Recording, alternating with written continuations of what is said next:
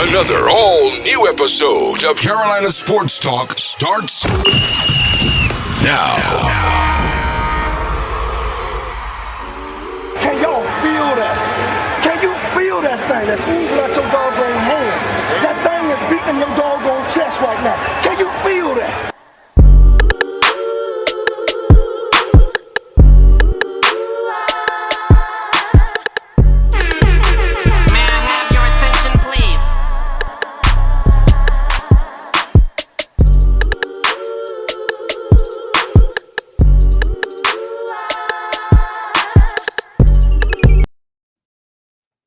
Welcome back to another episode of Carolina Sports Talk. It's your main man, Big Cliff. As always, thank you for tuning in on your favorite podcast app. Next time, tell your smart speaker, play Carolina Sports Talk. Thank you to everyone joining us on Facebook Live. Thank you for those of you joining us on YouTube Live. We are excited. First of all, give yourselves a round of applause. Could have been anywhere in the world, but you decided to be right here rocking with us. So I appreciate you guys joining in and being a part of the show. As always, for the second time in a long time, I got to go ahead and throw my guy in here. DJ High Star is in the building, ladies and gentlemen. Here. What's good, bro? Chilling, man. Shout out to you, man. We right here, graphics and stuff. But as you can see, you'll have to look into the mirror this evening to read my name. But nevertheless, Welcome. Oddly enough, though, if you notice, mine same way. So we got to figure out a way to go ahead and get that together. You know what I mean, and lock in and get these things flipped around so these folks can see. You know what I mean, exactly what they need to see. Like that last minute graphic you was talking about, but it's fire out there. You know what I'm saying? So you know what I mean. Next week we'll have the right thing and have it locked in. I mean, for those of you looking for your marketing needs, check out greatmarketingsolutions.net. That's all to it. Plug. I see you out there repping Crux. Shout out to Crux Media. Listen, for those who don't know, and for those who do know, let me remind you, Crux Media out here doing the thing, man. I am excited to be a part of this network that is growing, doing big things. We got studios, Columbia, Florence, soon to be here up in the Charlotte area. Like, we're doing things, man. The PD All-Stars right around the corner, man. Folks dropping live shows. Man, if you ain't with Crux, man, who you with? What you even doing in life? But all that being said and done, bro, how you been, man? I see the specs. You know what I mean? You out here shining. What you been up to, man? I feel like I ain't rap with my dog in a minute. I just came back from Baltimore. Okay. Again. Yeah. But no, just on the road and stuff like that. Okay. Headed to Atlanta and stuff this weekend. But catch the UFC fight. That'll be actually broadcasting in London, but I'll be DJing a fight party down there. Listen, I just want to be like you when I grow up, man. Be a world traveler, you know what I mean? Out here. You are grown up. Anything? Say again? Yeah, you are grown up. Just say you want to be like me. Where's the loop? Because I feel like somehow I set you up for that one and I walked into it myself. But nonetheless, we want to thank everybody again for being a part of the show. If you are listening live, make sure you hit us up on Facebook, on YouTube. Your chat comments should, hopefully, fingers crossed, be a part of the show. And for those of you who may be listening on the podcast itself, make sure you hit us up, Cliff at CarolinaSportsTalk.net, to be able to be a part of the show. So, dog, it's been a whole bunch going on in the sports world this week. Unless you guys were under a rock, you may have missed it. The NFL is king.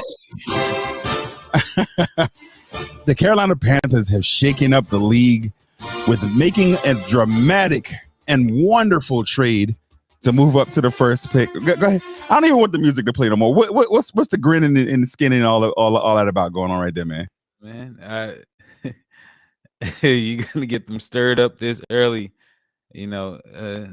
shaking up Charlotte in South Carolina, and definitely grab the headlines for 2 or 3 days. But let's go, man. Because you know what, that seems like a perfect place to step, because it is. I've been trying to tell folks the Carolina Panthers of old are gone. And I'm kind of grateful about it, and not just because I was ready to burn all my stuff, not just because I was ready to give away everything that I owned and not be a fan of the Panthers anymore if they had, continued along the same path. But because I'm ready to see winning football. And it feels like, if nothing else, they've somehow found a way to rejuvenate me into my fandom and get me back online. It's like, hey man, Big Cliff, we listened to the show. We heard your grievances, so we got you. We're going to go ahead on and bing bong, get you right and relax and let it lie. They're doing just what you said. They're doing everything they can to dominate the headlines, to make sure that the name Carolina Panthers is on pause on all of the lips of all the commentaries, all the commentators, those who are giving the commentary, like Facebook, Instagram, like everywhere. Panthers, Panthers, Panthers. Where you love us or hate us, we didn't sign Baker Mayfield like the Tampa Bay Buccaneers did, and we'll get into that in just a second.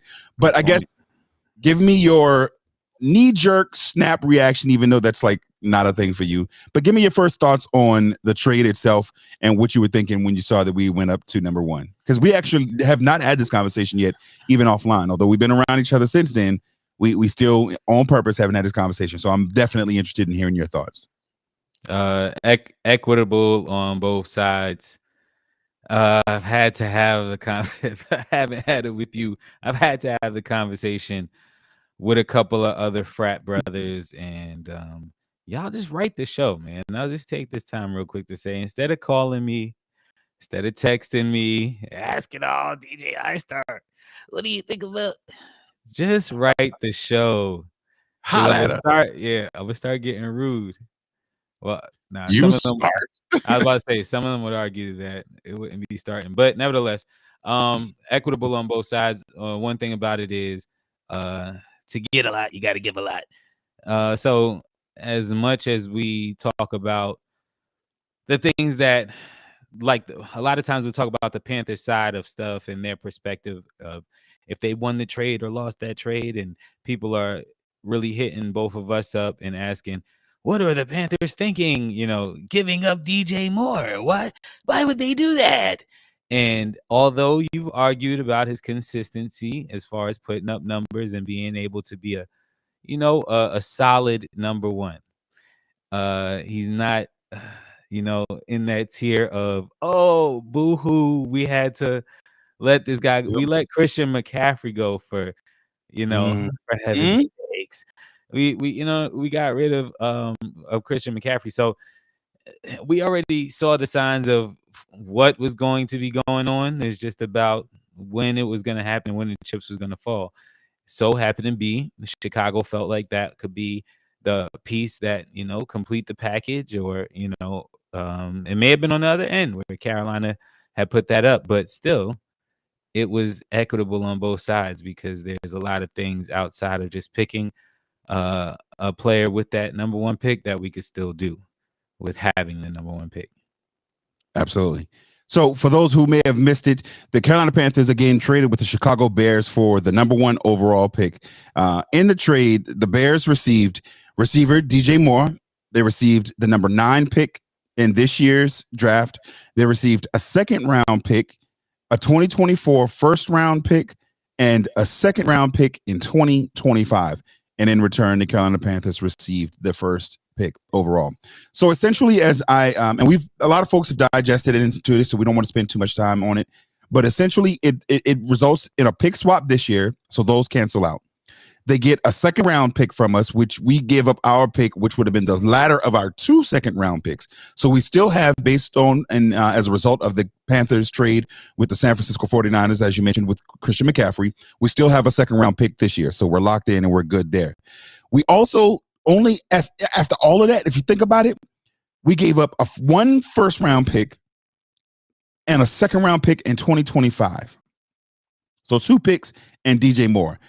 Everybody's, who's he going to throw the ball to? We've already seen through free agency that they have been making moves. We'll dig into that in just a second as well. So they're already making moves on that side of it. They are additionally in a position where, as a result of freeing up or trading DJ Moore, we have extra cap space. And so that's going to put us in a very, very good space that not only are we going to be able to continue to sign these top level free, I won't say top level, I'm going to be real about it and say these solid, good free agent talent, but we're now also going to be able to continue to do so throughout the season. There's still players who are designated as June 1st cuts that could very easily find themselves in homes here at the Carolina Panthers. We're looking at, if you look over in Cleveland, a Carolina kid himself, Mr. Jadeveon Clowney, was recently released with a June. Listen, it was no, but he was released with a June 1st designation. So at that point, he very well could find himself a home, especially being and preferred to be a 3-4 guy, that being the defense that we're transitioning to at this stage in his career. He should come home. He should come home. He should have been already home, but at this point, it just makes too much sense for him to go ahead and make that move. What do you feel about the tight end acquisition?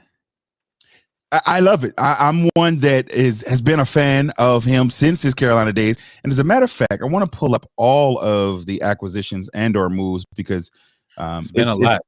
It's been a lot. And we'll start, of course, with the Panthers, and then we'll go from there into some of the other ones. But go ahead. What were you saying? I was gonna say leading all the way up until us recording. Really, it's been some movement going on.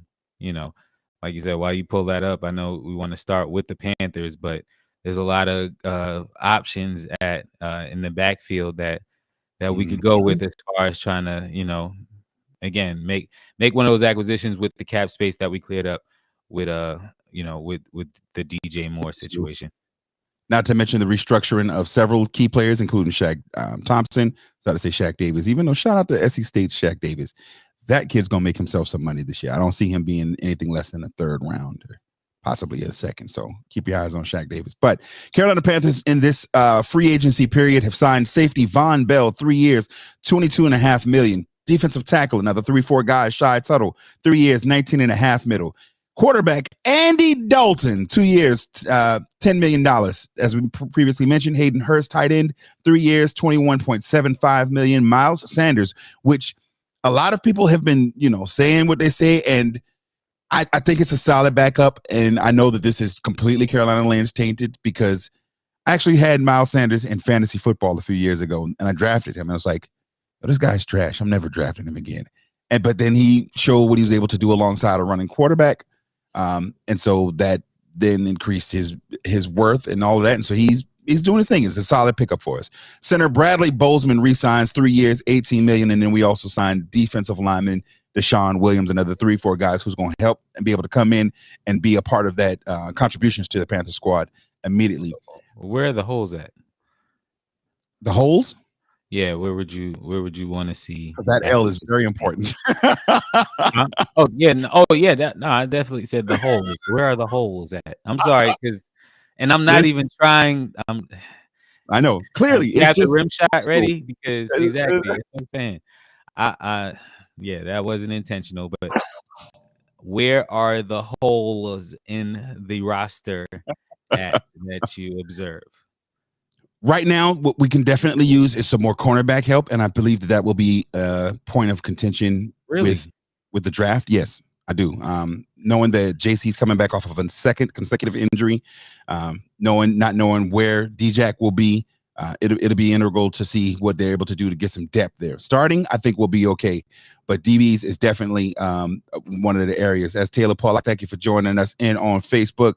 My guy TP, man, that's my boy. He says DBs. So again, DBs, wide receivers, although we have, we got a pass catching tight end, we still will look to do some damage with the draft and even possibly in the free agency. We know that Adam Thielen, the day after he was let go, his name was brought up as one of the Panthers' potential targets. I've seen several others who are out there who could possibly be up for trade. We know that there's one big name out there in Arizona that we may still be able to swing. It's just going to be able to see how aggressive they're wanting to be leading up into that draft. Now, that takes me to the point, and I want us to spend a little second on it, and then we'll talk about some of the other free agent acquisitions across the league as well. We know that the Carolina Panthers currently possess the number 1 overall pick. DJ Highstar, do you think that they will pick a quarterback with the number 1 pick? Yes. Okay. Who is the quarterback that you think the Carolina Panthers will pick with the number 1 pick in the 2023 NFL draft? Bryce Young. Okay. And it's not my choice for quarterback. Shout out to Scott Cooper. Said have to, and if he's responding to me, that's exactly what that's exactly the way that I feel, or why I said that. I feel like the fan base, if they do anything splashy, and I'm not gonna try to step on you. For real, I really don't want to step on your teaser toes or nothing, none of that. Ahead, You know what I'm saying? Nah, but if they do anything splashy, like getting someone other than Bryce Young, let's say Anthony Richardson or something. Spoiler alert. But the fans, I don't think that they will, want that pushback from the fans with coveting the number one draft pick the way that they grabbed it and acquired it. It's not like, we tanked for a season, and it's like, no, we making moves. So they, we making safer moves that are still impactful. So they don't want to, if they're hearing all of these top, quarterbacks being mentioned in these the Kuipers and all of that stuff in the mock drafts, they don't hear Richardson's name still, granted for whatever he did at the combine, then it's not the popular choice, in other words, like that, for your fans. And it's like, you're sensitive right now, sensitive time for you with your fans. Yes and no. If you listen to the fans, of course, this franchise would just be, man. Oh, you're saying, so if they listen to you, not me, no, listen to you. I'm not just any regular fan. No, but if they listen to the consensus of the fans, we'd be up that creek. We'd be where we at, right? So here's the thing.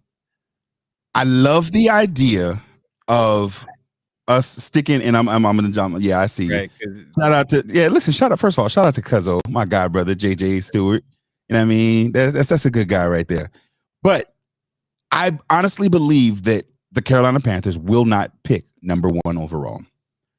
There have been several reports out there, and Scott, we'll jump to your comment in just a second. There have been several reports that have talked about the Carolina Panthers being locked in on 2 quarterbacks. Most have assumed that it's either Bryce Young or CJ Stroud. From the earlier comments that with the hot take that I dropped during the combine, combined with what the general consensus, if you would, is out there, as well as some murmurs that I'm hearing from behind the scenes in some connected places. I'm gonna just put it out. Here we go. That was the original plug that told me about how Richardson his name was being mentioned a lot. Now I'm gonna paint this picture for you. Frank Reich was the head coach of which NFL franchise last season? Was the what coach? The head coach, yeah. Of which NFL franchise? Yes, let's repeat the question so we can take that time to gather our thoughts. Indianapolis Colts. Exactly. The Colts. The Indianapolis Colts have the 4th pick in this year's draft and are in dire need of a quarterback. Mm-hmm.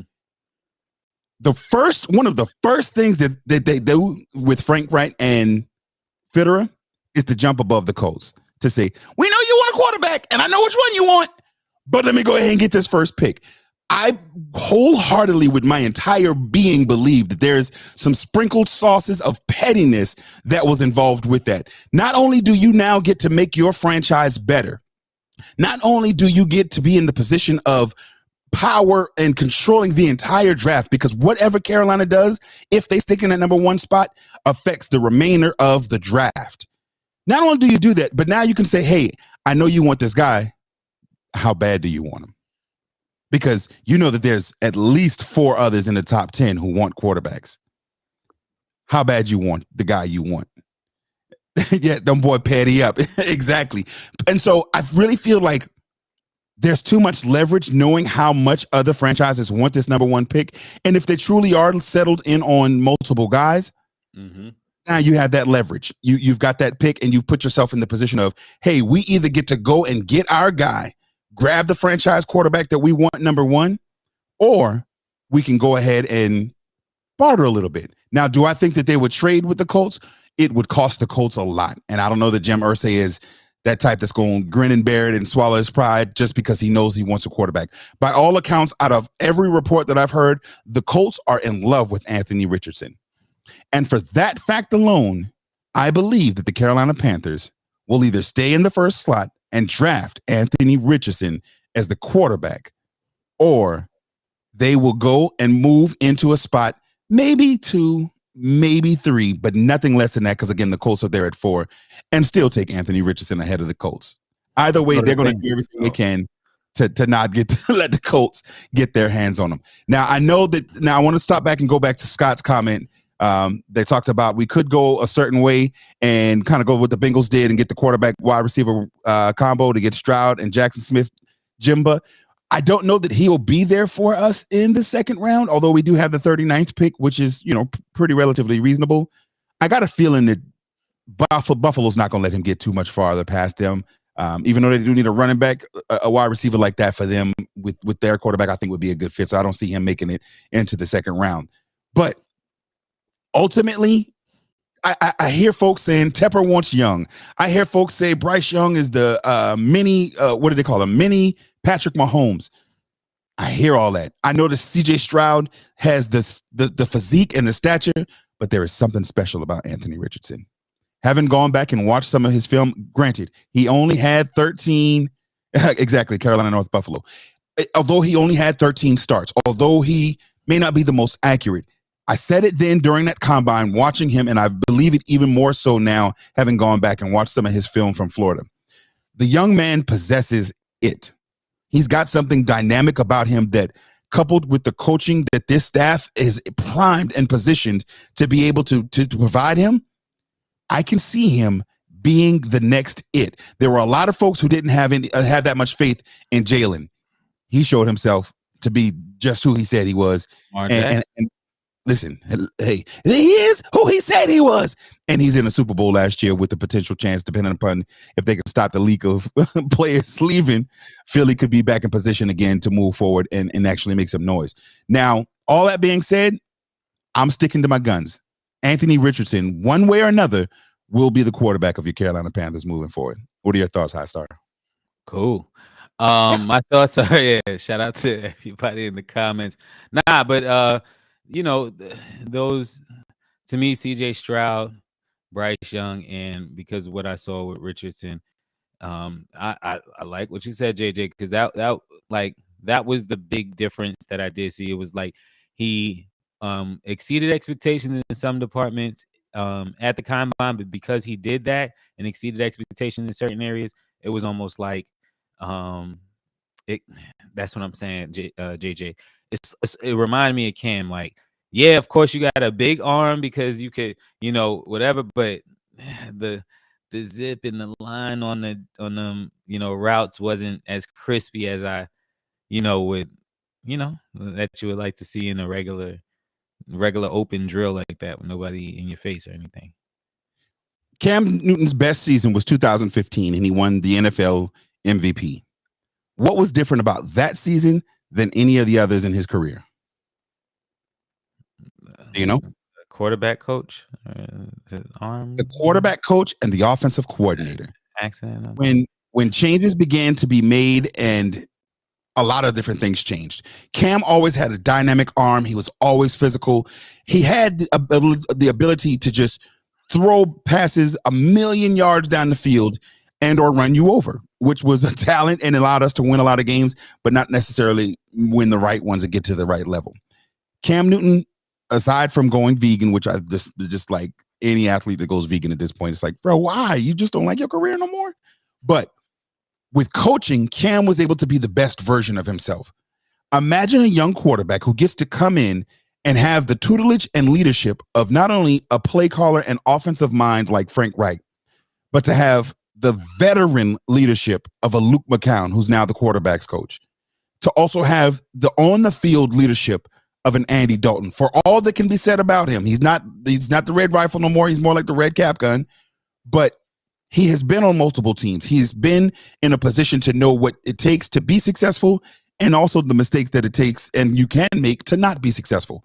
He's got all of this leadership that can provide him the examples both on the field as well as off the field and really put him in the best position to succeed and excel. When you go and you put yourself in the class of the Avengers as a coaching staff, at some point in time, you got to prove it.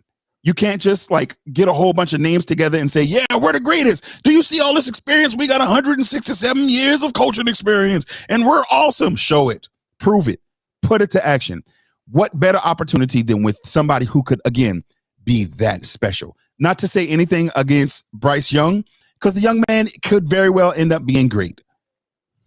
I'm not all that convinced of the three that, and we're not even going to pull the Will Levis into this conversation, because wouldn't it be just like the Panthers to just like pull a fast one on everybody?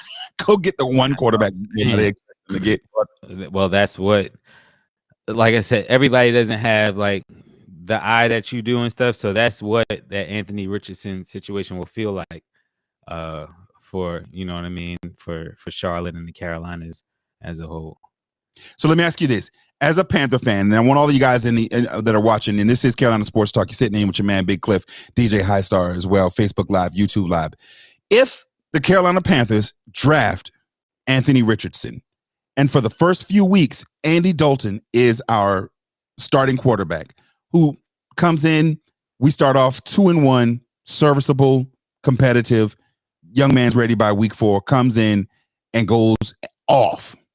Y'all still going to be upset as Panther fans?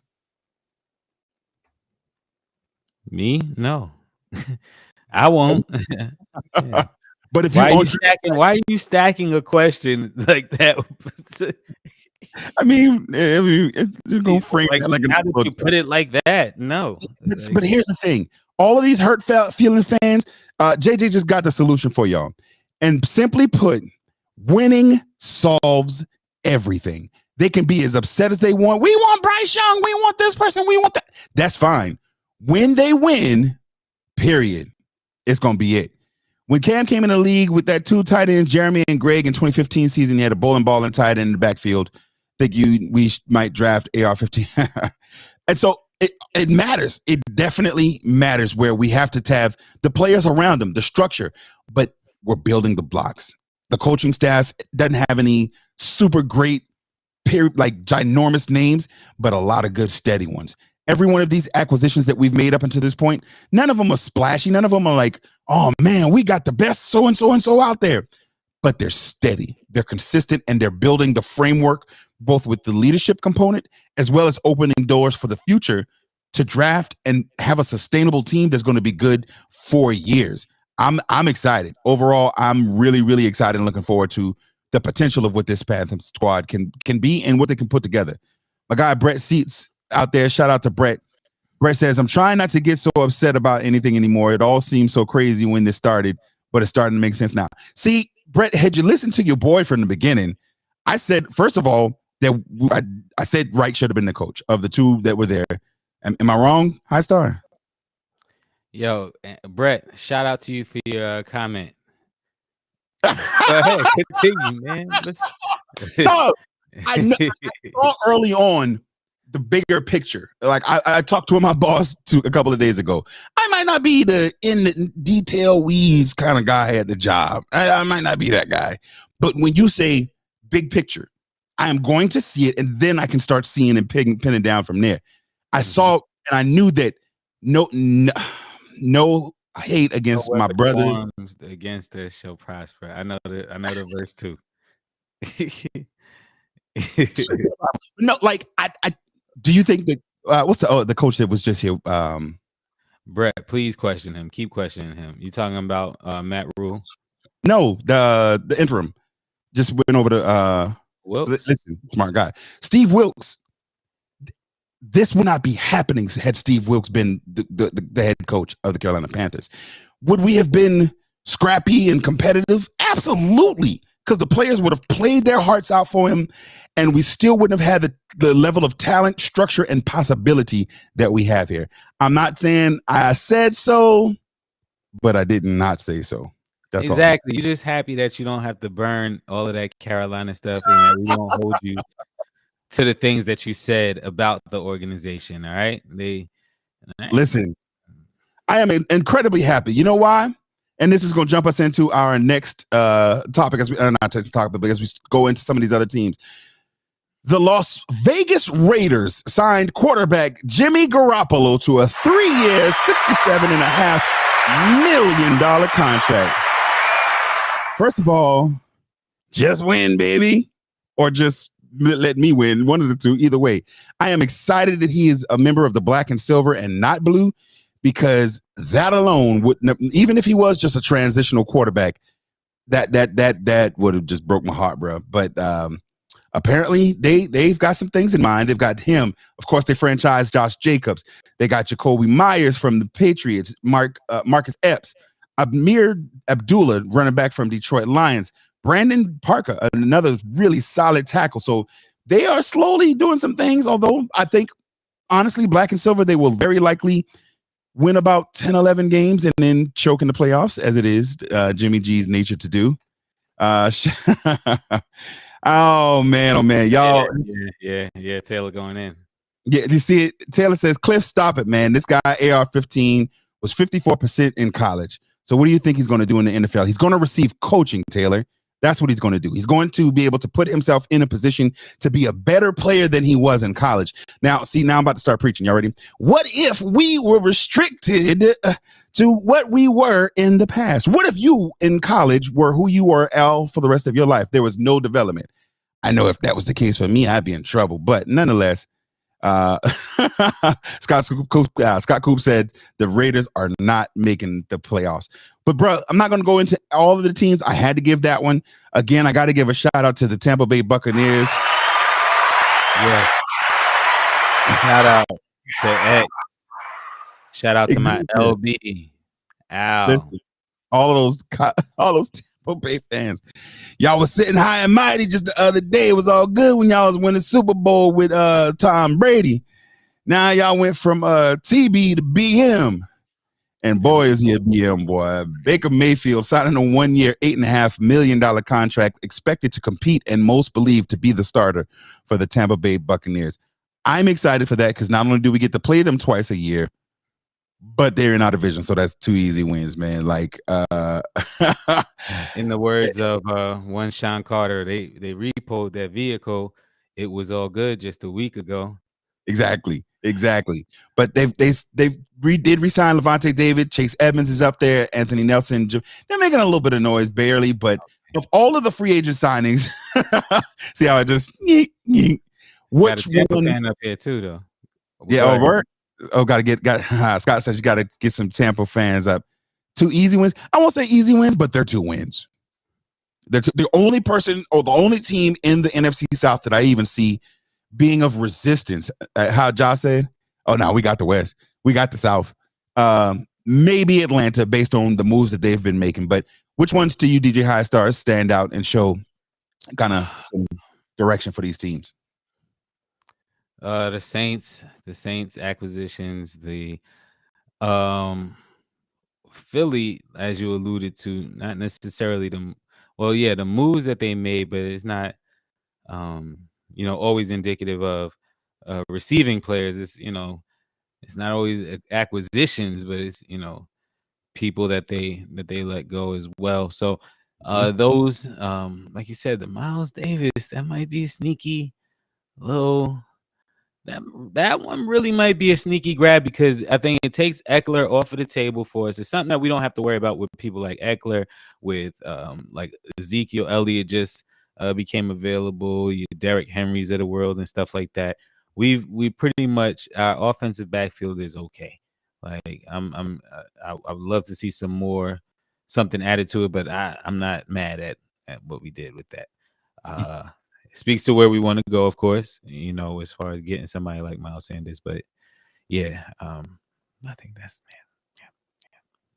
So for me, as you just alluded to, the release of Mr. Feed Me himself, Zeke. I don't want to be that guy, but I'm so good at it. Let's not go ahead and just restrict that. At the beginning of last season, during the Fabulous Ladies Fantasy Football League draft, in consultation with Patriot Patty, I mentioned, hey, that Tony Pollard guy, he finished last year real strong. I think he is going to get more plays, more touches than Zeke, and you can expect him to go off. You need to draft him. She did, helped a little bit towards, I think a 3rd or 4th place finish in the league, but I saw that Zeke was on his last wheel. He's not every season that he's been in the league, his rushing yard totals have decreased. Although the first year he was an all-pro rookie, had over 1,200 yards from scrimmage. He was nice. He was like that, and then he wasn't. I think his better days are behind him, kind of similar to what Todd Gurley, although his was more so injury. He just fell off, and he wasn't anywhere around, and as a result, unfortunately, the same happened to Zeke. And and he played with his weight, where you got big, but then you're able to, of course, drop the pounds because you're a career athlete. But when your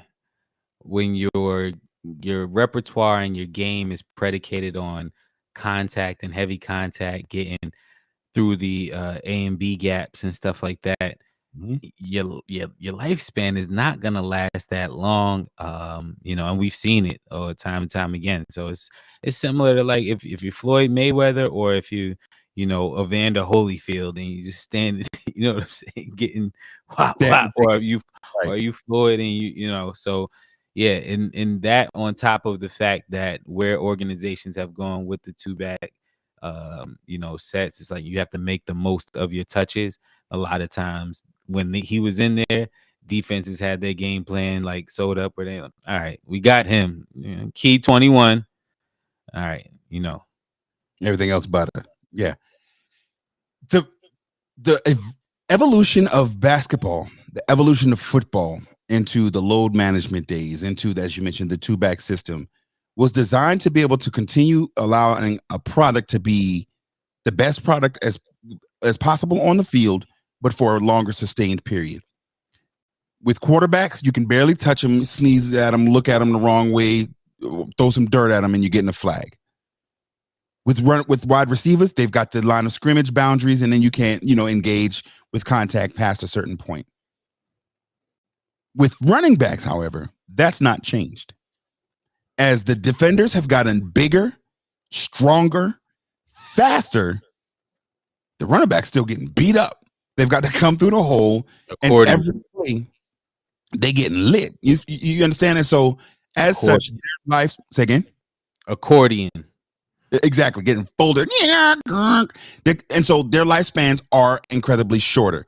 When you have dynamic backs, they try to prolong their careers by doing certain things like the load management and having the multiple backs. But then you'll have a Christian McCaffrey who just comes, three down back. Or you got your rarities of the world who, like your out of Tennessee. What's his name? Derrick Henry. Cuz just put a good point out there. There ain't no more fullbacks, because that's where once upon a time you could have a fullback to take a lead block for you. Formation. Exactly. It's a different era. And so if anything, they're probably as a result getting hit more.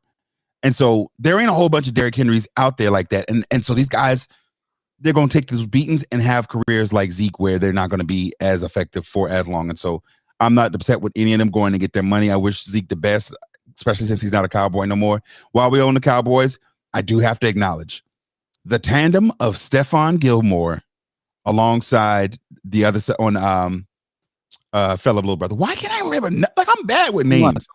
Yeah, I'm not. I'm getting cold with a small. Now the audience can help out. Now I'm a easy DJ, but I'm gonna present something to you off the air. But go ahead.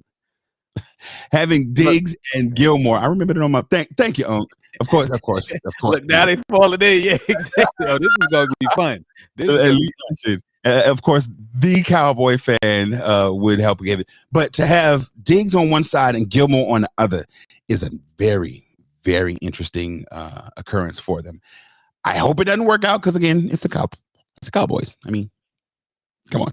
But to know that both of them are ball hawks, I said it early on in Diggs' tenure when he was like having 1.5 picks per game through the first several weeks of the season, that he's either going to pick the ball or he going to give up a touchdown. Now, that comes from pick the ball, give up a touchdown, or let Stephon pick the ball or get blown by. And so it'll be interesting to see how much the two of them are able to be on consistently. It is absolutely a dangerous combo, and it won't be much going deep on them, Pauls. But like at the end of the day, I hope it doesn't work because it's the Cowboys. What are your thoughts on that tandem in the backfield? or in the scary. defensive backfield. Scary. You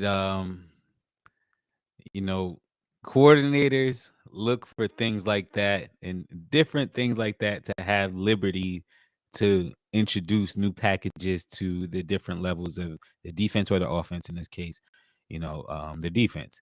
So it's like, you just feel a little bit freer to be able to be able to introduce, like I said, different packages and different ideas, concepts to your defense when you know for sure that, you know, things are held up. You could have different blitz packages and people pinning their ears back and all that type of stuff.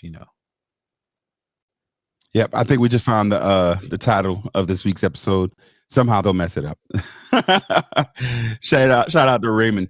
But two more teams I want to talk about before we get off of football. As I mentioned, the Atlanta Falcons, they're making moves. As where the Saints got a quarterback who, I guess, the Falcons have, again, similar to what we're doing, they're building and establishing a squad. Lorenzo Carter traded for Jonnu Smith, re-signed Chris Lindstrom, David Onyemata, Bradley Pinion, safety Jesse Bates, who I think is, I'm not looking forward to facing that guy. A couple other linemen, Caden Ellis, linebacker. Taylor Heineke, which is a sneaky good pick. He's going to do the same thing that what I believe Andy Dalton will do for whomever it is that we trade. He's going to be good enough to push them if they are the starter to make sure that they are on the edge and always on their toes. But if they are not ready, he's going to be able to step in and put that position to kind of move forward.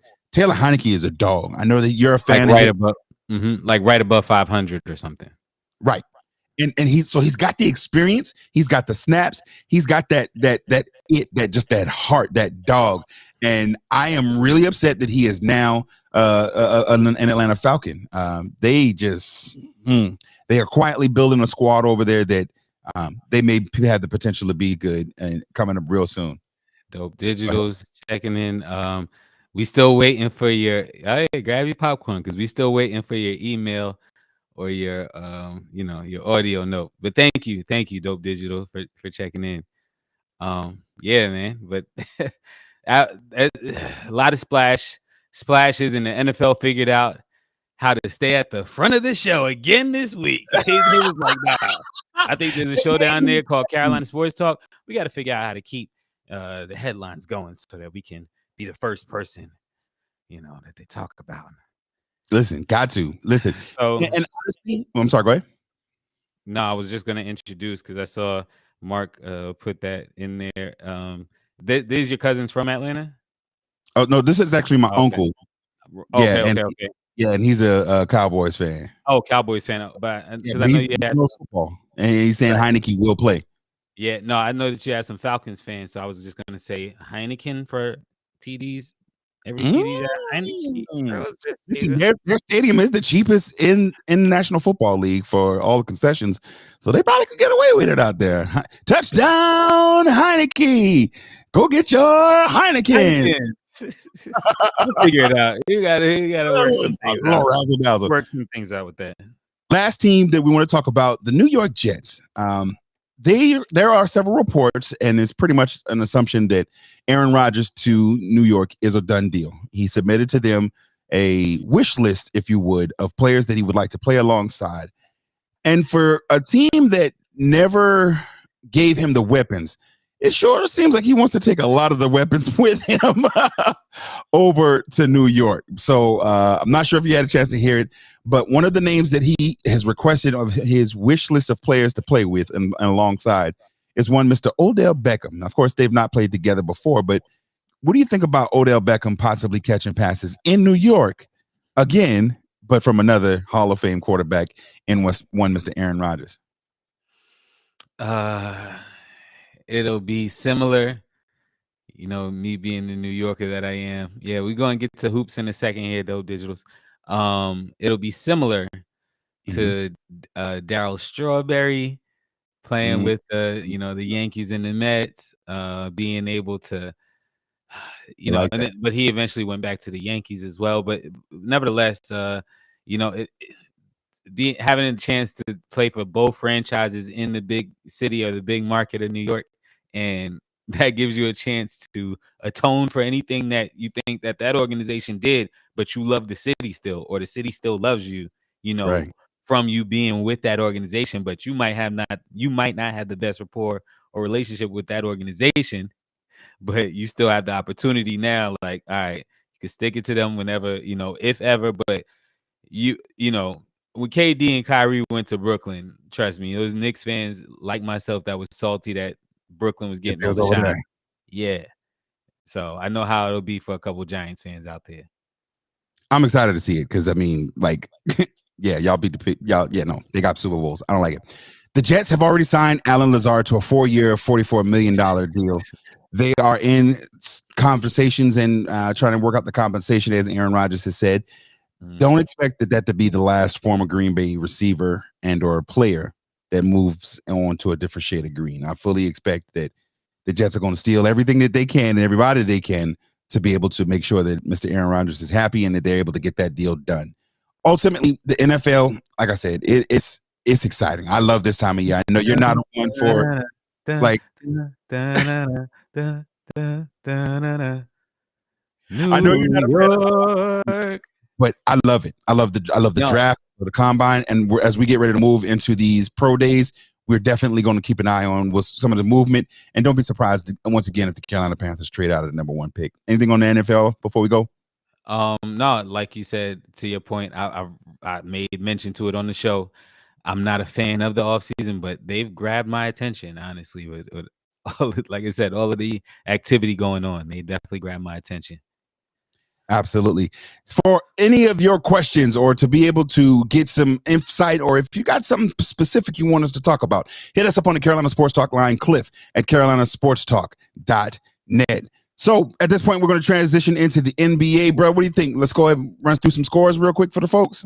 Yeah, we can go ahead and do that. So these scores are from Wednesday, March the 15th.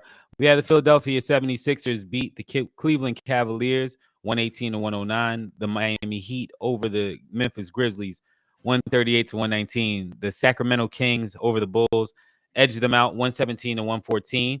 Shout out to the Kings. And let's put some respect on Mike Brown's name, Big Cliff. But anyways, we'll get to that later. The Rockets over the Los Angeles Lakers 114-110. The Celtics beat the Timberwolves barely 104-102. Burley. The Mavericks over the Spurs 137-128. And the Clippers beat the Warriors 134-126. A little bit of action from this evening. Pause. The Pistons are currently beating the Nuggets 64-58 at halftime. And the Nets are over the Kings right now 33-31 in the second quarter. The Raptors beating the Thunder 43-39. Bucks early in that game, they're over the Pacers 12-5. So as all of that is mentioned, wanted to bring up to you, there was a clip of, I'm trying to think of who it was, but they were pleading with Ja Morant. We'll get to some Ja Morant stuff a little bit later. But they were pleading with him that, the NBA actually needs you because State, shout out to you, Brett. He said the NBA needs you because you're the face of the league. You're the American face of the league. I cannot remember who said this, but it echoed a little bit of what one DJ Highstar was talking about. And that ushers me into this first conversation about what's going on in the league. The MVP race is tightening up, okay? We've got 3 global NBA stars. Let's call them out. Embiid, I would say Giannis is making the race tight as well. And, of course, Jokic. Right now, that's my top 3. I want to give the floor to you, Big Cliff. That's all I got right now. I don't got nothing fancy to throw it to you, but MVP talk. I honestly, I'm locked in with the same 3, just off of what they're doing to carry their teams, that their teams are in contention, and each of them have the potential to play deeply into the postseason. LeBron every year, unfortunately, could still be in consideration. I think injuries and inconsistency on his behalf have knocked him out of the contention this year. Steph, a lot of the same. He's just, there's nights where, like, was it last night or the night before, where he seems like he is from like Saturn the way that this dude locks in, and like he's shooting the ball literally into Saturn's rings because he is the greatest shooter that the game of basketball has ever seen, period. But then there's other nights where it's like, yo, is Steph Curry playing tonight? Oh, there he is on the court, running around, not shooting. So I think that knocks him out. Those big three, they're definitely locked in. Now, it also mentions, as you talked about a couple of weeks ago, the international perspective. The NBA is in love with what the status of the game is right now.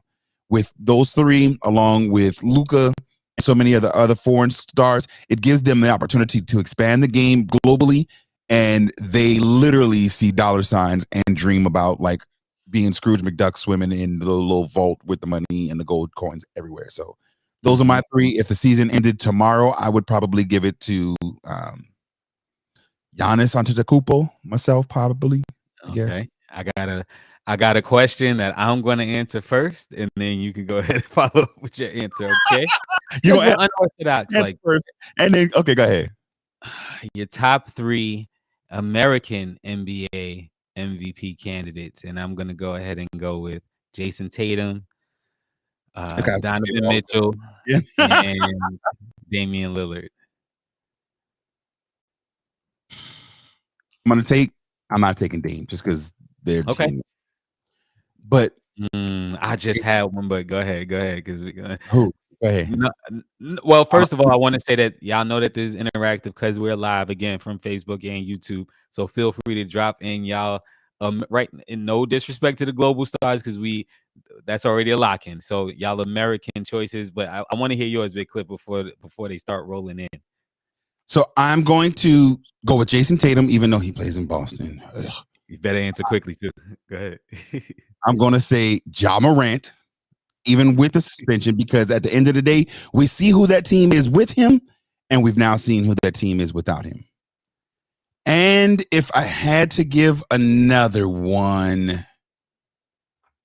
Kyrie Irving.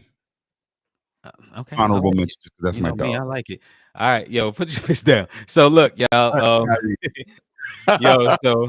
Like I said, y'all were more than welcome to drop some of y'all's in the comments. I'm gonna ask you, are these players ready? And I'm gonna say the name. You just telling me yes or no if they're ready. All right. Ready to be like Morant when Kojic. We're gonna talk about that, y'all. We're gonna talk about that. We got you. So look, I'm gonna give y'all names. Y'all tell me yes or no. In the comments, y'all can put the name of the player and just put yes or no. But if they're worthy to be in the conversation, Anthony Edwards. No.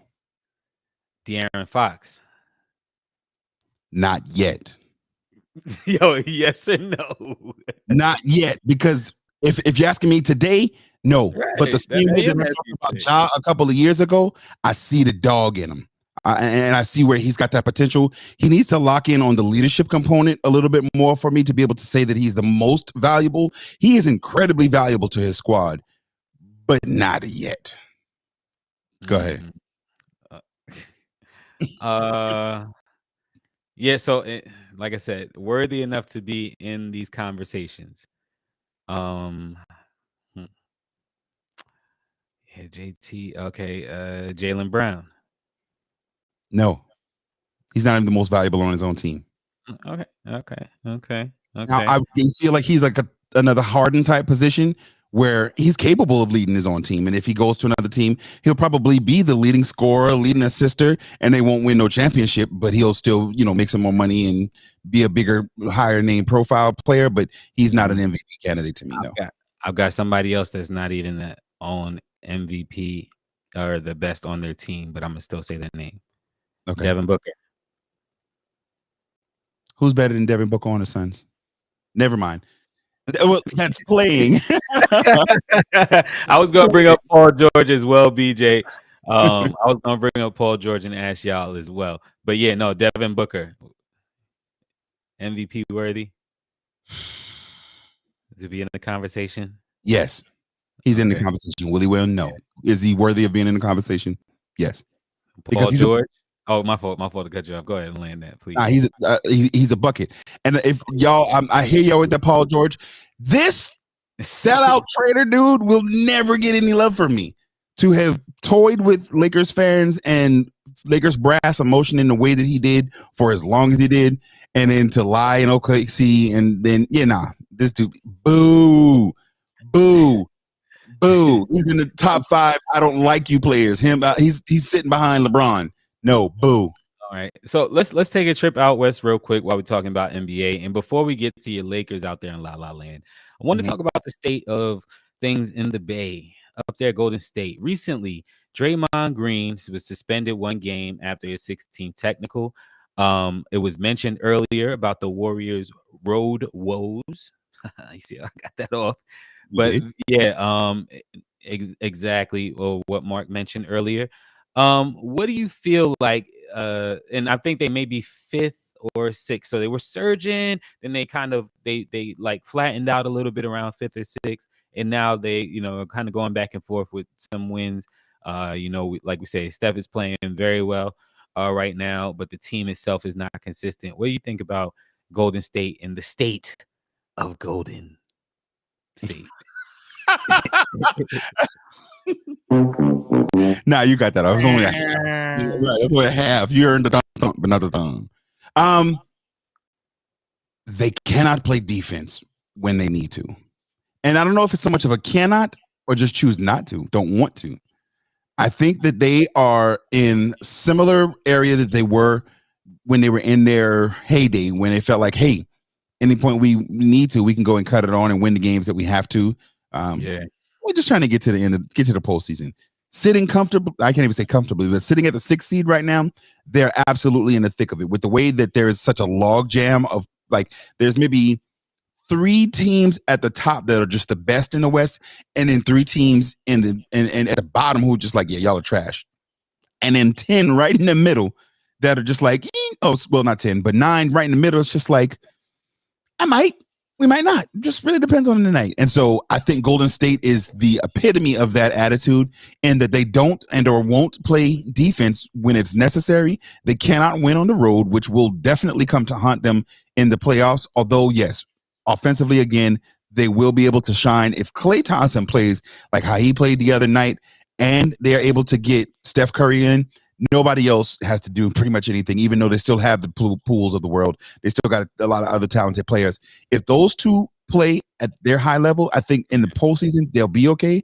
But their biggest problem now is that inconsistency and lack of playing defense. Yeah. I mean, I agree with a lot of your points. I think I saw the Golden State will be fine and they'll show up in the playoffs. And Draymond Green, by the way, I'll take this time real quick. I had to call it like it is. Dre, I love for you, bro. In the summer times, I used to get real dark and stuff because the sun used to visit Charleston and stuff, right? So I got not even I got teased, but I just know the dynamic of, you know what I'm saying? But nevertheless, I digress. Dre, you have to stay consistent on your show, my boy. On his he pulls some knucklehead stuff that he does the other week with Jordan Poole and stuff like that, and then you don't address it. Granted, it's your show, so you can talk about whatever you want to talk about. Then you address the Dylan Brooks thing and use your platform to do that. But bro, I mean, you preach about objectivity and the new media and not calling it how it is and stuff like that. So anyways, I was very perturbed because I was looking for some kind of soundbite from him explaining or talking about that situation or some whenever he talks about Golden State woes, he'll just he'll kind of downplay it and say we just can't win on the road. We can't win on the road. And whatever that is, he got to finish chewing whatever. Never mind. But that's what I feel about him. But like you stated, so the Warriors, back to your statement. I'm sorry. The Golden State will be fine statement. I agree. They wait. There's a team that waits for, those are the teams that wait for certain months to turn it on. But that habit and habitual mistakes and errors breeds what you're gonna do and like what you're gonna do by nature. So when Russell Westbrook last season, I believe it was, at the preseason, he was doing whatever he was doing, and he went to the reporters again. And this is you and Ashton. Y'all never was in love with the Russell Westbrook acquisition. However, when he was doing whatever he was doing, the reporter asked him about the turnovers and stuff. And he said, man, it's the preseason, man. What are you talking about? It's the preseason. And I brought that up to you because I think on the show, like I said, you weren't a fan of the acquisition, but on the show, you kind of downplayed it as well as a Laker fan. And I brought it up to you like, all right, but the regular season, it's going to, breed what the habitual nature of what you've been doing. So that's what I'm scared of because Golden State has been playing so sloppy and they found themselves in 5th place or 6th place by just because of who they are and stuff like that and the star power that they have on their team.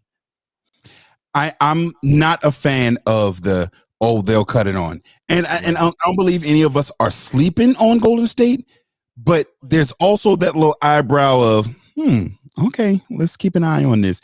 Just because at some point you absolutely want to see them do that. We've all heard the old adage that practice makes perfect. Practice makes permanent.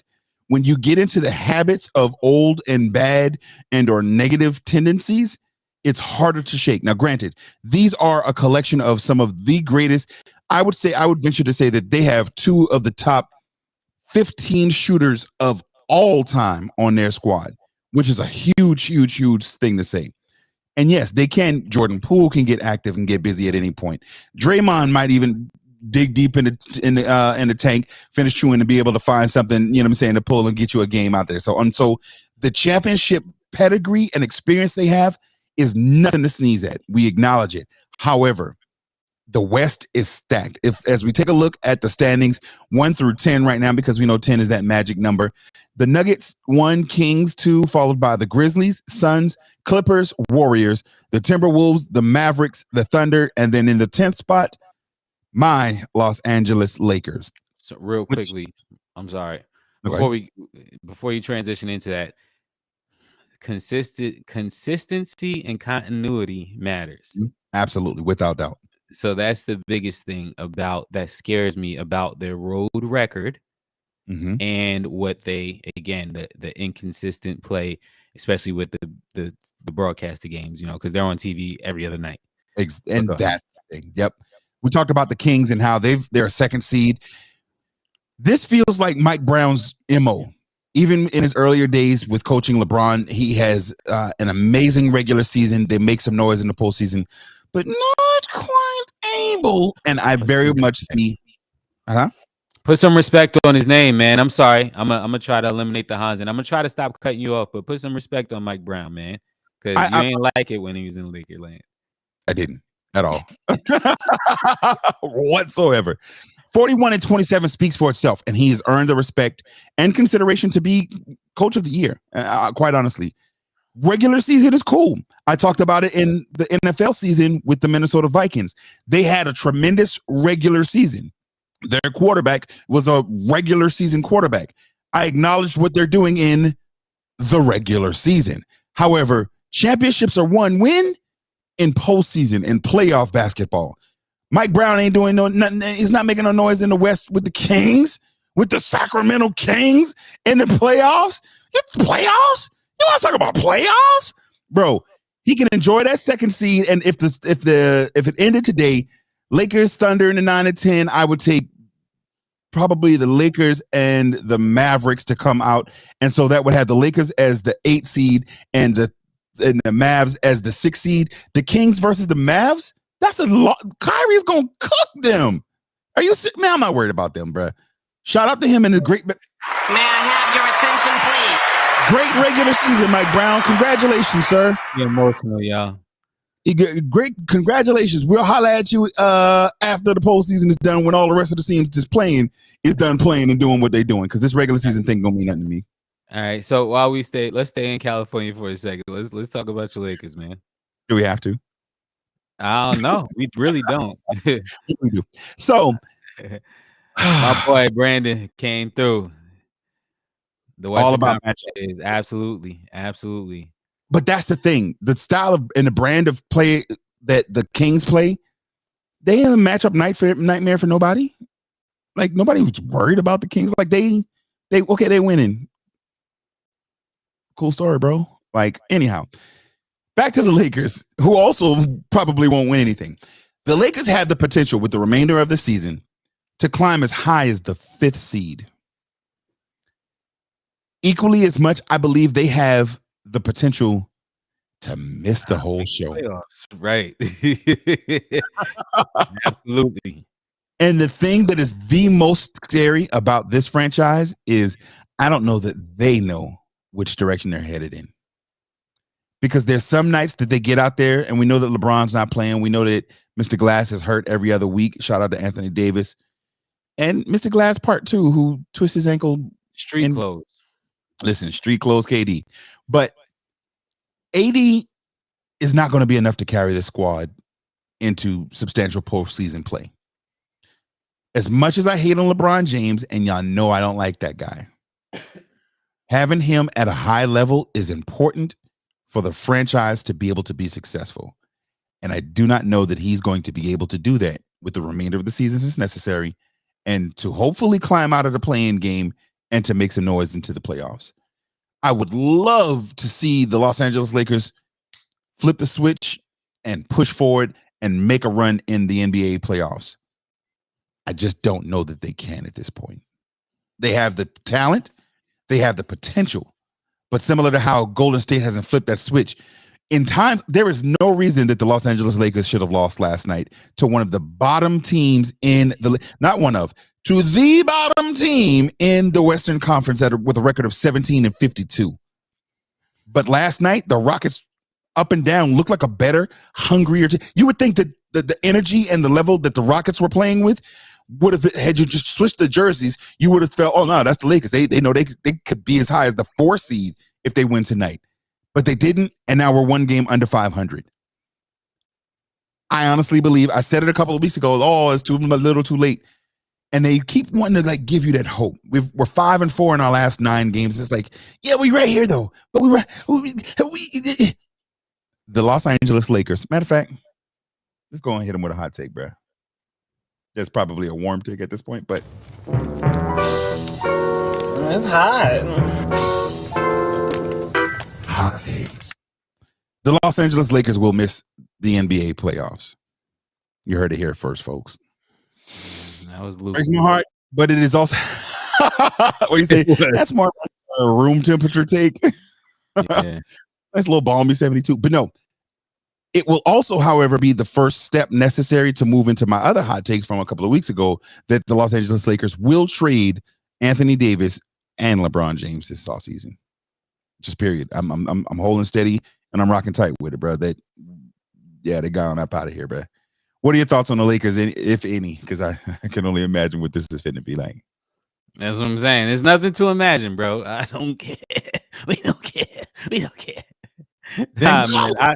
I mean, like you said, if they do fight and scrap to get into a play-in, they're going to be exhausted, physically fatigued, like physically, to be able to outlast a full playoff season. A whole playoff run. As we do talk about the inconsistency in Golden State and stuff, like the organization knows kind of that they got to preserve certain players and stuff like that. Yeah, and the Lakers try to do that as best they can, but durability matters and experience matters as well. If they made it, it's not a far trip for them. It'll be a great soundbite for me to be making for a cold take, in a couple months. But how wrong I was. If the Los Angeles Lakers make the playing game or make the playoffs, period, they're not going to go far, and I don't think that that's too far fetched. Granted, I don't want to see somebody like LeBron, a person like that, for a full series, but I mean, who would? Like you said, it would take a Herculean effort, but who would want to see them in the playoffs like that, man? It's like one of those teams that's built to go out in like the semis or maybe even it's very doubtful that I see the conference finals with how stacked the West is, but a team that'll beat a team in the first round, but then somebody like LeBron just doesn't have it enough to keep pulling, off wins and stuff like that. Right. And runs out of gas. And ultimately, I think that's what they're destined to do is hit that point where they'll run out of gas. And so We'll just have to keep watch. The season is dwindling down. There's not a whole bunch of games left.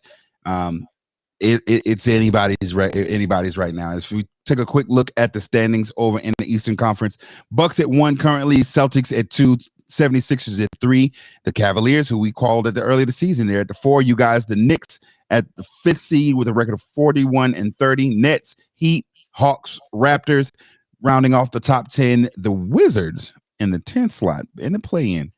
Man, Bulls and Hornets, man, my biggest disappointments of the year, man. I thought both of those guys were gonna make some noise, but wasn't so. Yeah, shout out to the Ball brothers, I guess. So I see that's another reason why you wouldn't have LeVar as your father. Call back.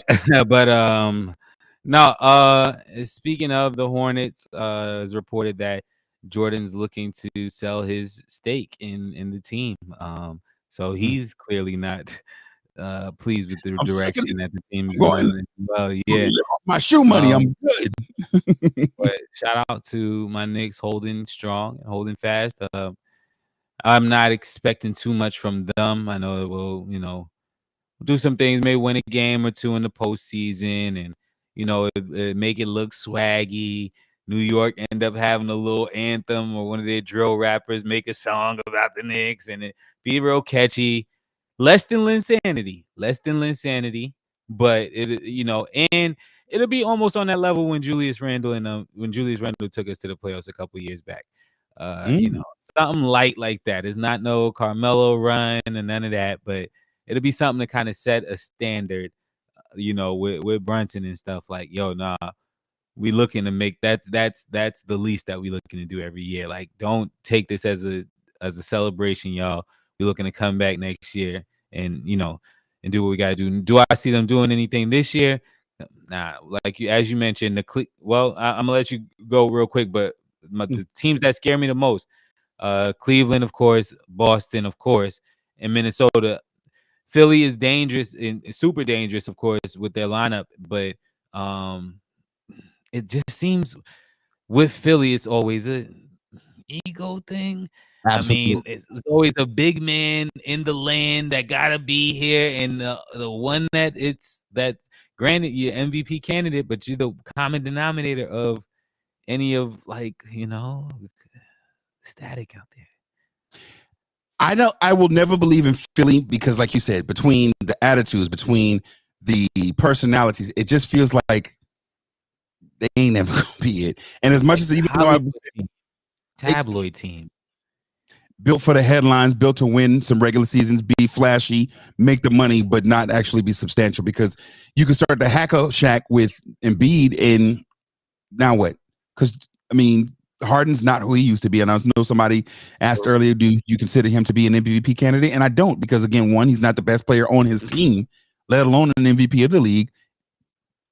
And he misses. It's something about the postseason when most players wake up. Like up until this past year, there were even some who had some doubts about Steph and his playoff closing ability because he missed and didn't take so many big shots. Last year, his defense stepped up. His clutch shots stepped up. And so he at least kind of closed the door a little bit, if not slammed it shut, with regards to his postseason clutchness. But Harden just becomes invisible in the postseason for whatever reason. So I do not have any faith in the 76ers at all. With James Harden, his apex that he reached with his MVP seasons and stuff like that, he had discovered that he could get 12 to 15 points every night from the free throw line. And to your point and Mark's point, he has not been proven in the playoffs. He hadn't delivered when he was at his apex, them 1 or 2 years where he was one of the most dangerous players and dangerous lefties in the league. He still couldn't, will his teams, whether it was the Rockets or whoever it was, to deep runs in the playoffs. But outside of his apex being then in the MVP seasons, then the rules changed and he had to readjust back to the rules being changed because majority again of his points, of the stats that he was filling up, was coming from the free throw line. And then he had to readjust. He's of course kind of popularized and introduced that whole step back culture that when I was coming up, listen, we stop and ball, and I'm getting that because that's a walk. When I was coming up, I might be showing my age. Y'all come up with stuff. Yeah. Now, granted, the Euro step was like, all right, I could see where y'all coming from. It's a change of tempo, change of pace. All right, boom, boom. Okay, change of direction, right. but it's still 2 steps toward the basket. Boom, When y'all boom. started doing the step back and confusing things, yeah, no, yes. So out there doing the all of salsa. that being said, and then on top of that, him being a partier or whatever like that, because you got your mama mentalities, then you got your Dennis Rodmans of the world. So with him being a shout out Jonathan Majors, but with him being a partier, it didn't help, right? So you playing with your weight all of the time. Same thing we talking about with Zeke, and it's like when you want to get in shape, you can't just turn that back on because everybody else is world class athletes.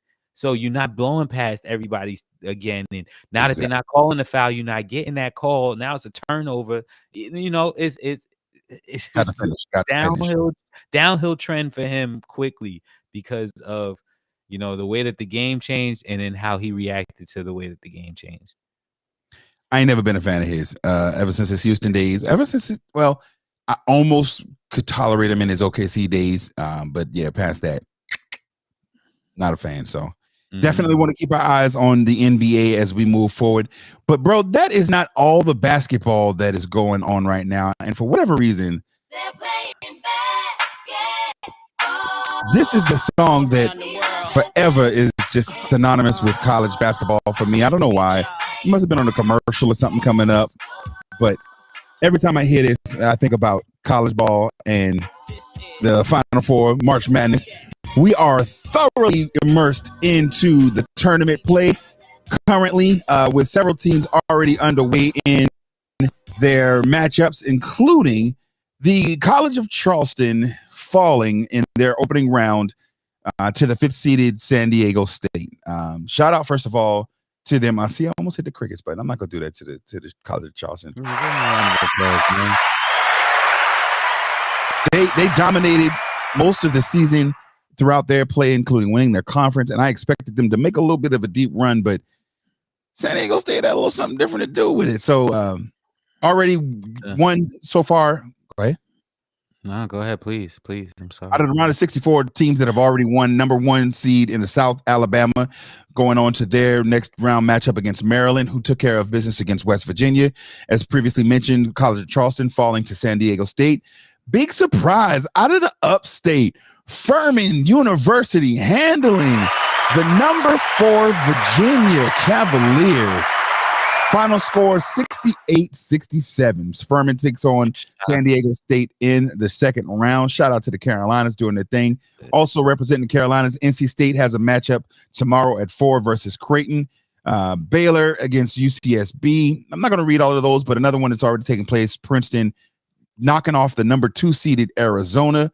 And Missouri taking care of Utah State. So just in the South bracket alone, bro, outside of the Furman bracket, Furman win, that I'm sure destroyed a whole bunch of people's brackets, man. What's your, I guess, biggest surprise so far, or biggest takeaway from any of the NCAA games that have taken place so far today? Well, shout out to the Purple Paladins or Paladins of Furman University, and rest in peace forever, Coach John Bagwell, my football head coach before Coach LaPrade got there, and he was a product of Furman. So I'm always been familiar with Furman, and I'm glad to see what they were able to do as far as busting up some brackets, because as you stated, this team down in Charleston, College of Charleston, they represented the Carolinas, and they're not in the tournament anymore. And many would say, DJ Highstar, what are you talking about? Like, they represented the Carolinas. Yeah, they did. Yeah. But you're saying that with finality, like that's the only team that represented the Carolinas. Well. Yeah, it is the teams that Big Cliff read off, but I'd be remiss. I don't have any sad music. I really don't want any sad music right now. That's my team, y'all. That's my team. And what am I talking about? The University of North Carolina Tar Heels began the season a preseason ranked number 1. And not only did we miss the big dance, y'all, but Hubert Davis was like, nah, we ain't even going to play in the NIT. We good. No more games for my team. How about that?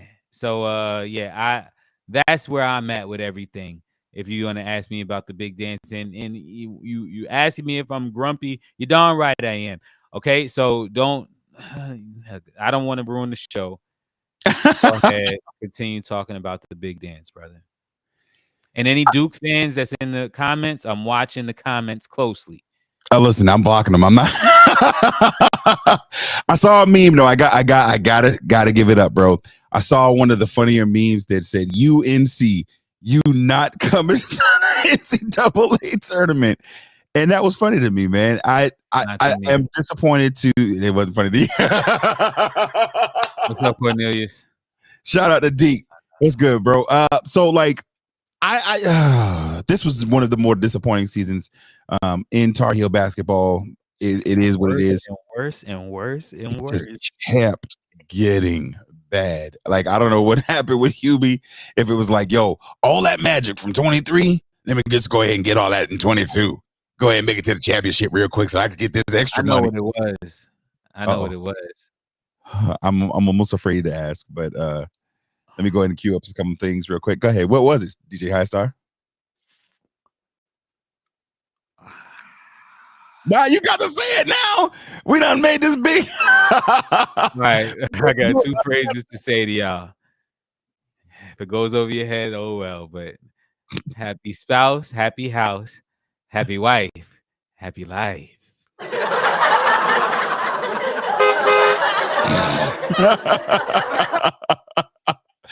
I'm not touching the connection. Okay. I'm not touching it, bro. I'm leaving it where it is, man. As we go back to first of all, I do want to. I'm not going to be the complete hater that I want to be. I will acknowledge all of the Carolina teams that are still alive in the NCAA tournament. We've already talked a little bit about College of Charleston falling, Furman succeeding, NC State again playing on tomorrow. We also have over in the Midwest, there are no Carolina teams in the Midwest, but in the East, we do have Duke taking care of business against the number 12 Oral Roberts team currently on CBS with 4 minutes left in the second half. They are taking care of business again, 67-45. We've also got UNC Asheville, who are the 15 seeds taking on UCLA tonight at 10:05. And we wish them well as well. So we want to definitely see all of our Carolina teams make some noise. Shout out to all those that were able to make it once again to the big dance. Y'all can go ahead and enjoy it this year because next year, Tar Heels coming back, baby. We coming back, baby. Let's get it. I also want to make note really quickly of the women's tournament that begins starting on tomorrow with the number 1 overall seed as well as the number 1 seed in their region, the South Carolina women's Gamecocks, who have had just a tremendous season. Shout out to all that Coach Don Staley has done in transforming that powerhouse into that program into a powerhouse and a perennial power. They'll be taking on the number 16 Norfolk State team. I do not think that there's much to say about that. I don't see any upsets there. I also don't see anybody doing anything with them. The Notre Dame team. See? The Notre Dame guys don't like that. Go ahead on that. Listen, he didn't. But the Notre Dame team possibly as a 3 seed could maybe, but I don't see them having any problems until the Final Four, maybe against like a Stanford or something. But shout out to the women Gamecocks and all the other Carolina teams that are playing in the women's side as well. In addition to South Carolina, I do see North Carolina State that's out there, Gardner-Webb that's participating. Shout out to the Lady Tar Heels, who will be a 6th seed playing on the 18th. And also, I know that there was one more. East Carolina also represented down in the Seattle region. So again, shout out to all our Carolina teams that have made it to men and women's play in the postseason as we move forward. Absolutely.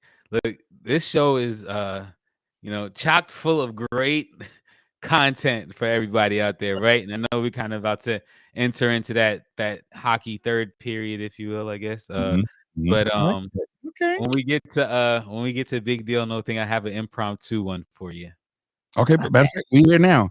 Y'all know what it is? It's time for Big Deal No Thing. That's a big deal. Nah, that ain't no thing. You know the segment we give you headlines in sports and tell you if it's a big deal or no thing. Matter of fact, go ahead and kick us off with it, man. What's your Sure. And before I do that, I want to say real quick, man, because the way that the show's been growing, I'm real proud of it and stuff. And I think back to when we first recorded that would have been awesome for me to be able to say, that ain't nothing. But I was being too cool at the time. Admittedly, you were. If you would have asked me, I would have been like, "Nah, bro, get that mic out of my face." You know, I'm good, bro. Now you got that.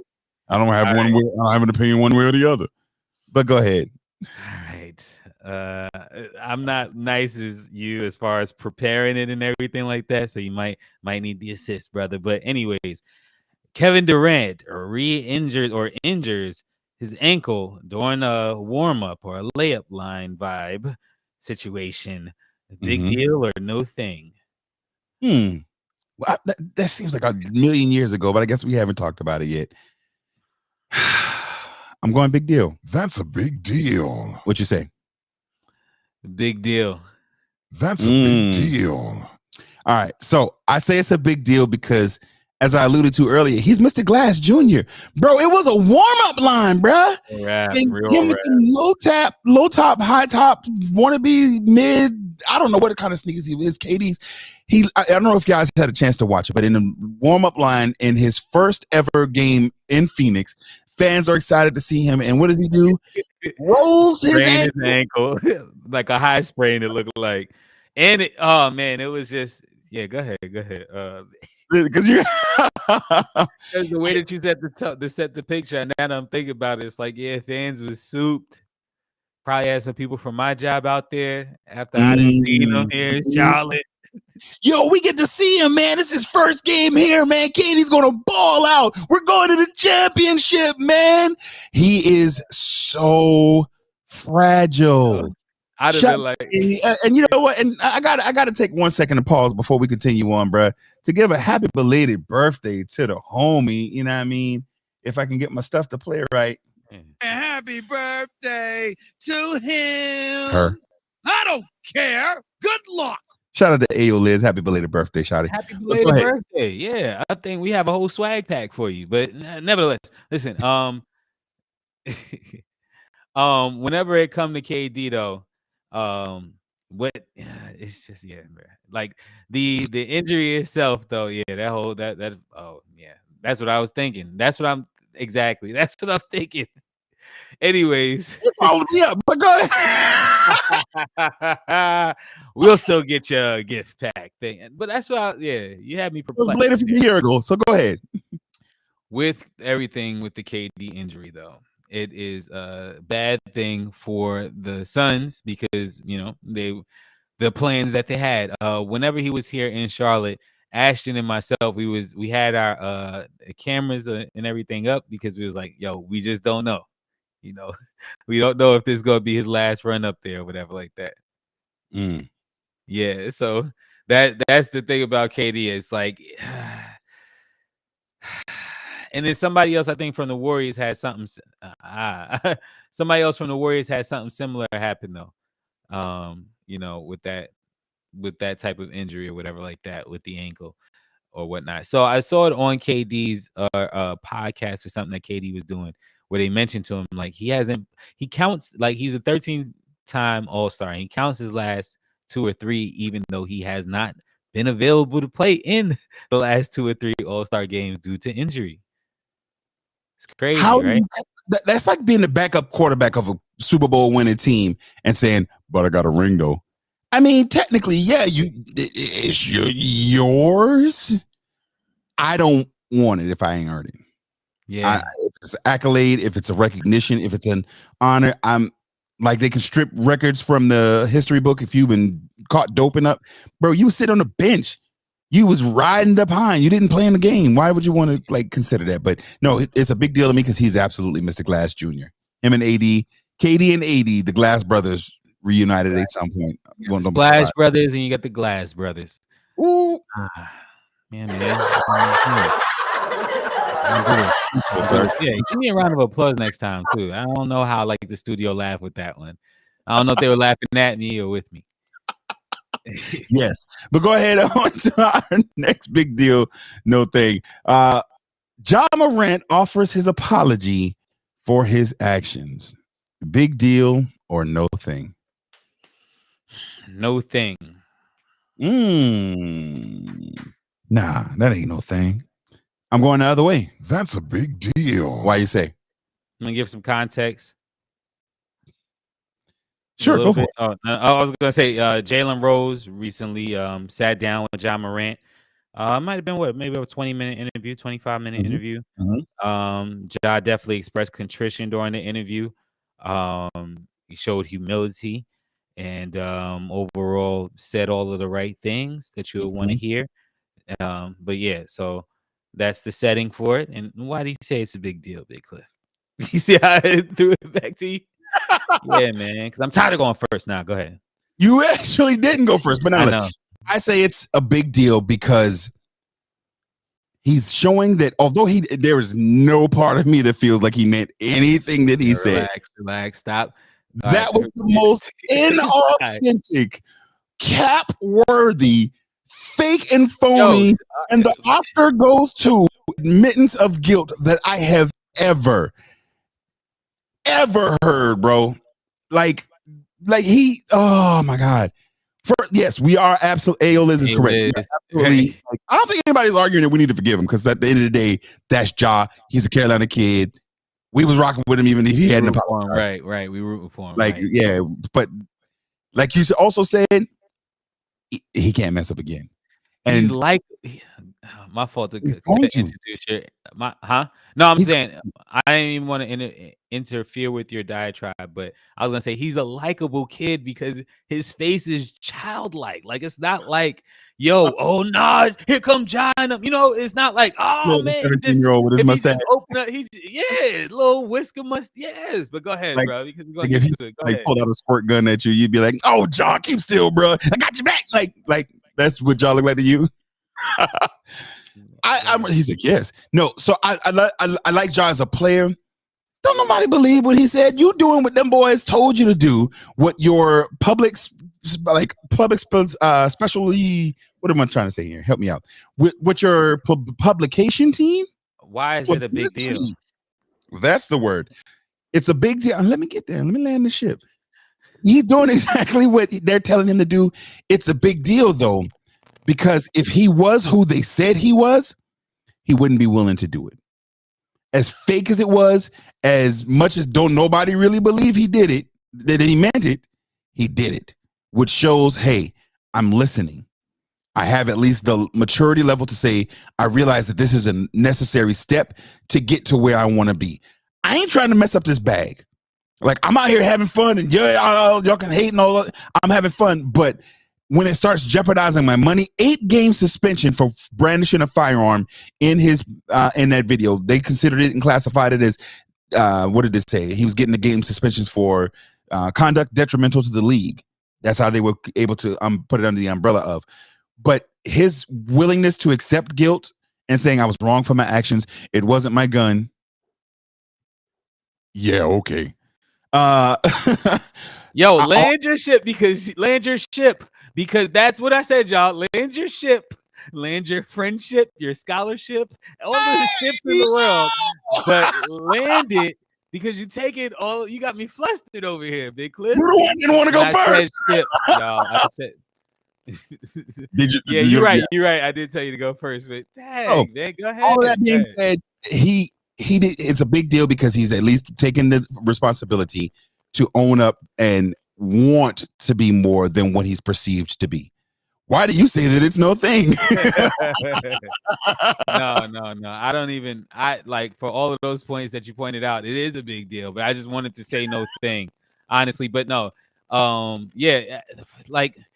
so I don't know where to start at. Where I want to start at really quickly is Stephen A. Stephen A. He made a response to the Jalen Rose interview.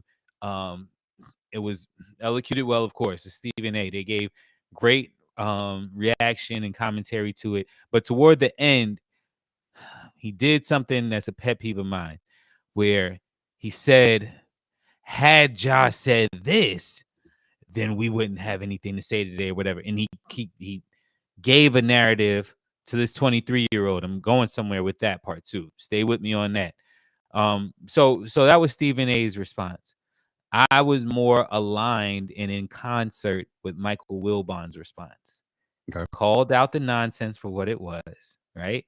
At the same time, of course, as we all have, acknowledging Ja's contrition, acknowledging that he's been humbled and that he's showing humility, but calling out, to your point, the PR ready statement and reaction. I mean, interview that he gave as far as the answers that he gave. They continue to say, I'm here for Ja, spoke about himself in the third person, but it's not. When you normally think about people speaking about themselves in the third person, it's normally a selfish way. And yeah, it could be a healthy selfish, but it's also, when you're to that level, when you're talking about $250 million over the next 5 years, and that's not touching any endorsement deals, then Exactly. when you talk about yourself in the third person, at that point, you're talking about a brand, you're talking about an enterprise, you're talking about a company, you're talking about a business. So in that sense, when he says I have to worry about Ja, I have to continue to think about Ja, that's how I framed it and took what I took away from that interview. However, again, it's PR laden, and the reason that I don't, I guess, indict him on or take him to task on, yo, that was phony and this and that, is because he's 23 years old. He reminds me in the sense of handling the media, he reminds me of Derrick Rose, to where I see Derrick Rose now and see what he's become after his time in the league. He also, even somebody like a Chris Middleton, somebody that I'm familiar with personally and that we know from the Charleston area. Chris groomed himself to be in front of that camera. AJ Green, Carlos Dunlap. AJ Green's had a camera in front of his face his whole career. Same thing with Carlos since high school. So they've been bred and taught. But that fame has come from him out of nowhere. Murray State, general obscurity. Yeah, high school and something. Murray State, and then splash. Rookie of the year, most improved player, leading your team to number 2. Big money talks on the line every day. So you thinking that everything is, the well is never going to stop. The fountain is never going to stop if you're him. So there's plenty of examples that we've seen prior to him, but I don't know outside of AI who we've seen that dynamic, that impactful on the court to what he's doing off the court. And it's like, imagine him taking a Kobe type of route, a Jason Tatum type of route, a type of route where I'm just all basketball all the time, and I don't want to take anything away from him because he probably works very, very hard on his body and probably works on everything. But to get to that next level, to have longevity, the thing about the Grizzlies, and I'm sorry to be long-winded in this, but the thing about the Grizzlies is the one thing people knock them for is their bravado. They stick their chest out. Dope Digital said it earlier about Dylan Brooks, but they've got this they got this attitude that that's necessary, that you need as a team, but some of their talk hasn't met with their accolades, and that's what things that Draymond gets to. That's the things that all the commentators say, is that they're yes, you don't call yourself a dynasty, because guess what? We've seen the Suns when they've been very good, and it's Steve Nash and Amari Stoudemire. Do we still talk about them just with the greats of the pantheons of teams and dynasties that we actually talk about? They were a great team. Sacramento Kings had solid teams and stuff like that when they would have to play against Kobe and y'all boys. Do we talk about them all the time like that? Like, no, we don't. So there's great teams that can make it to that level, but to truly get to that next level, it takes self-sacrifice, and you really got to put some of that stuff to, like, it's great that physically you can drink a whole thing of Casamigos and get up in the morning and probably run 3 miles and still put up 30 points and stuff like that. But where would you be at, if you weren't doing, like I said, if you were a little bit more disciplined? Absolutely. And I agree. We've talked about it, and I'm not going to go deep into it again. there are things and distractions that are there and persist with Ja and his game at this point. He will not be young and athletic forever. Kobe Bryant went through it. LeBron James is going through it. Michael Jordan went through it. All of the greats realize that at some point your game has to transition. You're not going to be able to jump over people and to be just the athletic freak that you are currently. At what point does the work then implement itself and take over? I still sit by what I say with it being a big deal and believe that at this point, he has taken a step into the right direction that can allow him to be that high-level superstar, not just a star, because he's already that, but to be that transcendent superstar that he has the capability and potential to be. He's taken his first step towards that with this contrition, and I look forward to seeing some great things from the young man. I think A-Liz put it perfectly, Thompson, and I could hear it in a motherly voice. He better not mess up again. I know that's right. Yeah. She's definitely right about that. I mean, and the grace that the whole league has shown him, people like Jalen Rose that want to see him do good, everybody like the older players that want to see him do well, because again, you are the American face of basketball, or going to be one of the main American faces of basketball. They're going to, young kids do the gritty or whatever like that. Yeah, because of you. Like, they're going to be kids that are growing out their hair and getting a little, you know, the blonde King Von strip in their hair or whatever in their locks because of you, brother. So, yeah, now you realize, like, now the gravity of what you actually did is really, like, settling in. Like, wow, like, no, like, there could be, like, a 7 to 8 year old kid, 10-year-old kid that take a gun to school just because they saw me brandishing one on live. You know what I'm saying? Like, some people think of it as hyperbolic, and that it's extreme thoughts, but it's not far-fetched at all. There are a lot of these things to happen. Not even to mention what could happen if he kept on going and didn't take this opportunity to acknowledge, let me at least, if nothing else, let me at least fake it outwardly that I'm not that guy, and let me be a little bit more reserved. Again, I've said it, be who you want to be when everybody ain't looking. But when you have as much as you have to lose, who's to say that something wouldn't have happened to him, or that he wouldn't have done something to somebody else? And being, I'm just being young and having fun, and now you've made a mistake that can't come back.